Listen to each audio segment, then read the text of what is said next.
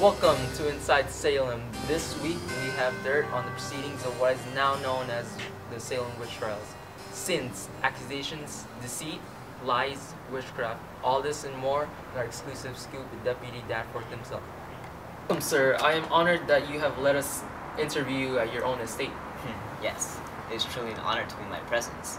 It's not often I let plebeians set foot on my estate, so this is an experience for me. Right. Well, there has been much talk in the Puritan community of the proceedings of the trial that was held for the alleged witches. Our fellow Puritan people harbor suspicion that the court has overlooked and even denied the accused of supplying evidence for the acquittal. Well, those people aren't real Puritans now, are they? To think that people could even question the divine judgment that we have delivered to protect them from Satan's herald. To question our judgment is to question their own God. I don't think they mean to question your judgment, sir, but instead believe that you and the court are blind to absolute evil. People are starting to think that your prejudice towards witches has clogged up your mind of the real judgment that must be laid down. Some even suggest that witchcraft isn't even real and that we were never truly given true evidence of witchcraft in the court. I ask then, if these people did not see the poor girls in the court and the torment present in their souls, and did they not hold account the evidence that Reverend John Hale presented to the court? If not, then they are the ones oblivious to the absolute evil. I would have never thought such ignorance would exist in our divine congregation. Sir, Reverend Hale's evidence seems to be far-fetched and only counts as spectral evidence. I've heard opinions that the Reverend was in no way prepared to investigate any of the accused. It seemed to be that Hale was too blind in using only his studies of demonology in the investigation and should have seen the economics and psychopathology involved. What are you trying to say? What I'm trying to say is that Hale may have overlooked the fact that other factors may have been responsible for these accusations to run rampant. Take Abigail Williams, for instance. We all know now that there was something freaky going on with her and Mr. Proctor, while Mr. Proctor maintained a marriage. Ergo, she's crazy jealous of Elizabeth Proctor. And look at the Putnams and the Walcotts. Both families accuse others of witchcraft, and rumor has it that they are nothing but land and money hungry scumbags. How dare you speak so lowly of the victims of such torment? And Reverend Hale has our utmost trust for his works in relieving witchcraft in other areas tormented by the unholy volley of witches. The mere word of these people is enough to acquit for the accused of witchcraft. But that seems to be the problem here, sir. The mere word of these people is enough. Do you really believe that spectral evidence is enough and that concrete evidence of actual witchcraft is not needed? If anything, I would say that people now believe that the matters discussed in the trial should left out religious and preconceived notions. Break of theocracy, so to speak. A break of theocracy. The only way mankind could ever prosper in this world is by abiding by God and earning his trust to salvation.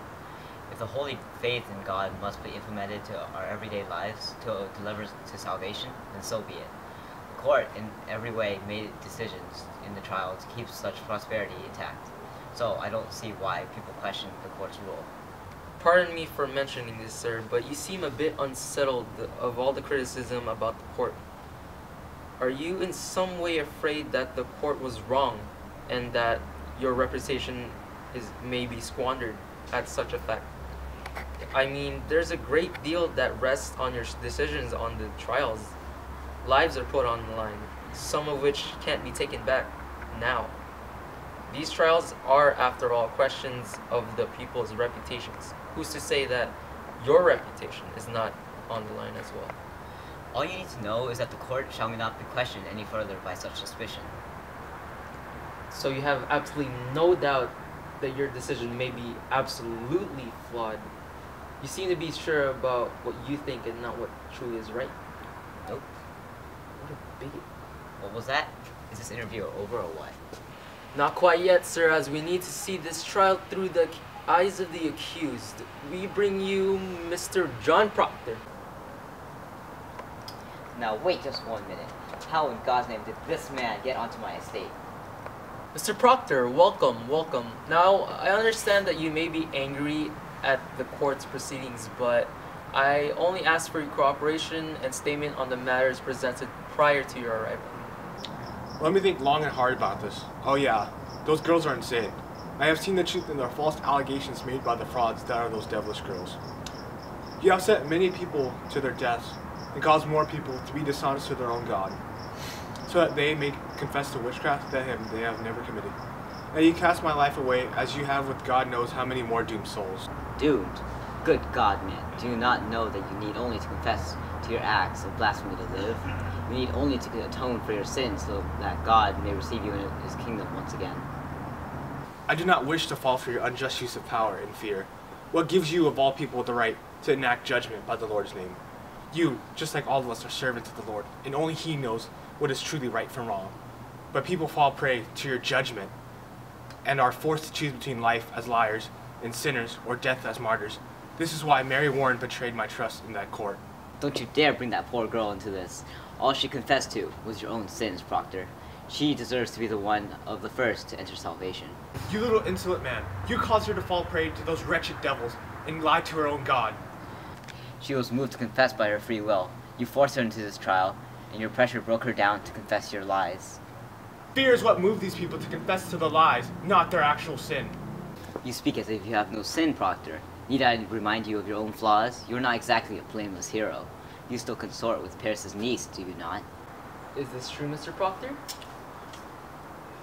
I admit to this. I have not been faithful to my wife, but with each waking moment upon which I have realized this, I search for it anyway to atone to my wife for hurting her. That sin I must confess to, but I will never lie in confession to save my own life. I know I live by God, and he supports me in this moment of trial in my faith. Furthermore, I will not lie to my own God to please those who have truly lost their grasp of what the Lord wants. I'd rather die than lie to him. If that makes me a witch or wizard, then so be it. And strike me dead now. Well, thank you for that, Mr. Proctor. Okay, that's all the time we have for Inside Salem. Mr. Proctor has shared very insightful statements, and maybe we should all share his ideals. And maybe he isn't a blameless hero, but he's let's say a tragic hero. Thank you, and good night. You believe this demon? Maybe you're a witch or a wizard as well. Leave my estate immediately. Come on, get out. Out. Come on, get out. Get out of here. Come on. But wait, my show!